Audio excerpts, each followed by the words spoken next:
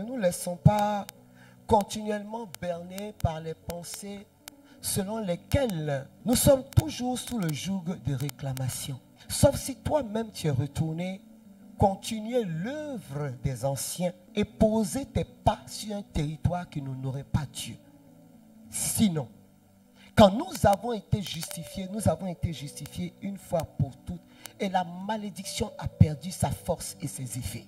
La Bible déclare en 1 Jean 3, verset 8 que le Christ est apparu pour détruire les œuvres du diable. Est-ce qu'il a vraiment détruit les œuvres du diable? La première œuvre du diable pour laquelle Jésus-Christ est arrivé, la Bible dit en Jean 1, 29, voici l'agneau de Dieu qui ôte le péché du monde. Oui, il l'a fait parce qu'à la croix, il a dit tout est accompli. Mais qu'est-ce qui a été accompli? C'est un cahier de charge. Un cahier de charge où il venait pour rétablir une alliance entre le Père et ses enfants. Et c'est pourquoi il est à l'aise pour parler à Marie-Madeleine dans l'évangile de Saint Jean en disant, va dire je vais vers mon Père et votre Père. Parce que maintenant, désormais, vous avez le droit de dire que je suis votre frère. Et l'évangile de Jean au chapitre 1 dit, à tous ceux qui l'ont reçu et accueilli, il leur a donné le pouvoir de devenir enfants de Dieu. Bien-aimé, celui qui est assis sur son trône de gloire veut que tu l'appelles mon frère. Et tu es sa sœur. La deuxième œuvre du diable, c'est le doute. Quand on regarde le livre de la Genèse au chapitre 3, à partir du verset 1 jusqu'au suivant, qu'est-ce que le diable fait? Quand il apparaît à Ève, il lui dit, Dieu a-t-il dit que si vous mangez de ce fruit, il a semé le doute dans la pensée de la femme. Et comment Jésus-Christ tue le doute? Par la foi.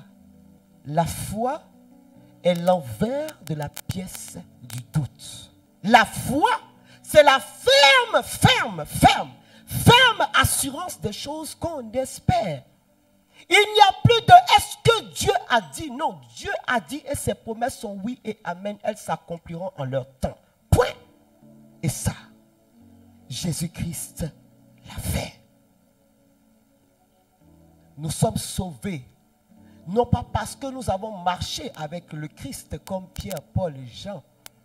Mais pas Paul, Pierre, Jean, Jacques et les autres disciples, mais nous sommes sauvés tout simplement par la foi.